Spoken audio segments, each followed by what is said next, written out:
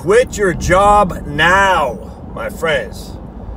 Talked to a lady yesterday, and she's in a, well, let's just put it this way. She has some friends in her line of work who are just miserable at their jobs.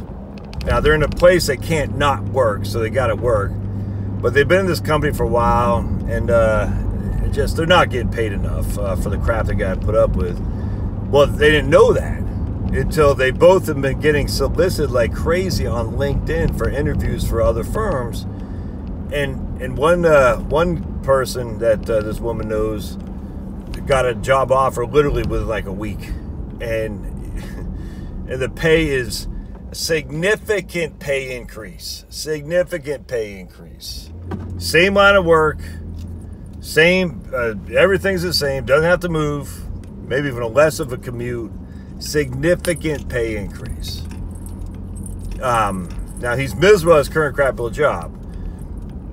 And he still might be miserable at this new crap little job, but he'll be miserable with a whole lot more money, which means he can be miserable for less because he can quit earlier, if that makes sense. And some of these people are in a place like I am. I'm in a place I still got to work. I cannot not work. You know what I'm saying? I need income because I got debt, man. We have expenses that I can't afford off my investment portfolio. So I'm in a place I still got to work. So when I say quit your crap little job, doesn't mean freaking retire. You still might need to get a job. Many of us do. And I'm one of them. What I mean is, if you're not out there shopping your skill set, you're freaking making a mistake. Now's the time to demand pay raises or find someone else that will do it.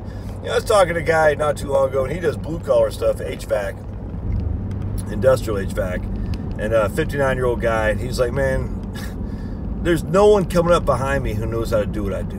No one. And so whatever they're paying him right now is enough. Now, he's sitting there, he's sitting there saying, look, he doesn't care what they pay him because he's done, you know what I'm saying? Because it's not an easy job on the body. And he's like, look, I'm getting old, man. So, in fact, another guy just emailed me today. He goes, he does inspections. I'm not sure what kind of inspections, maybe some kind of home inspections. I'm not sure. But he had to climb a chain link fence to get to his inspection site. And he fell off and it cracked a vertebrae. He goes, man, I've been doing this a long time. I've never cracked a vertebrae from falling off. He goes, I've fallen off fences a billion times, but this is the first time it actually put me out. And he's just getting older. So those jobs are more and more for younger people, but there are not any younger people coming up to fill those jobs. It's scary in a way, man. I'm just telling you right now. 10 years from now, it's going to be, I'm telling you, the world's going to be a whole hell of a lot different. I need a guy to come out and do this. Yeah, that's the way, it's going to be like the USSR, man. Like I said, the joke I used, and I probably won't be able to do it justice here, but a guy orders a car in the Soviet Union. The guy, the salesman says, all right, come back in 10 years and we'll pick it up. And the guy who ordered the car said, okay, afternoon or morning? And the salesman for the car says, does it matter? And he goes, yeah, because that's when I got the plumber coming out. He says, I got the plumber coming out in the morning, so I need to know if I need to pick up the car afternoon or morning. Because the plumber is also not going to be able to come out for 10 years because there's just a dearth of skill sets and there's a dearth of people qualified and competent to do these jobs. And the same thing is going to happen here, man. You can see this a mile away. Anyway, so the point being is you're going to have to learn to live with less, and you won't be able to get it on demand in terms of I need a guy. You just won't. You can see this happening right now, as a matter of fact. So with that said, any kind of labor that you're doing right now, be it, I don't know, tax work, architectural firms, HVAC, blue collar, white collar, and it doesn't matter. If you haven't quit, you're selling yourself short, man. I had a guy about a year ago, and he quit his job in his company. I can't remember what he did, but it's a blue collar type of job. I just can't remember what it was. But he quit, and this company said, what? We'll give you 40,000. I think he was making like 60,000 a year, maybe 70,000. I can't remember. But anyway, when he quit, his company says, don't quit. We'll give you a $40,000 a year, a $40,000 a year raise. He's like, what? 40?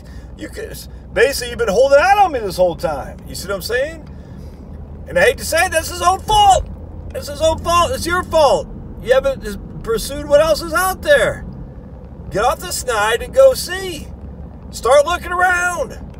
Don't be, oh man, the devil you know is better than the devil you don't. I'm telling you, man. Because, hey, you might find maybe your job isn't as crappy after all. Maybe you got a better, boss. Maybe you got a better employee structure. But, maybe they don't mandate the jabs. I mean, whatever it would be. Maybe they're not CRT. They're not woke. You know what I'm saying? And as such, you're like, I don't want to deal with this. And then on top of that, you get a significant raise. The worst case scenario is you're miserable at your crappy old job, but you're making 50% more. All right, well, you're already miserable. Can you be that much more miserable? I don't think so.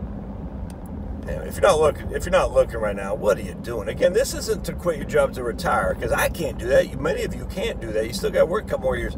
Freaking go shop your wares, man.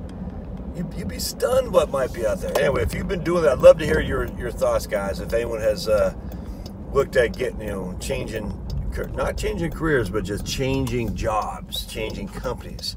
What's the success rate you found? All right, we'll see you.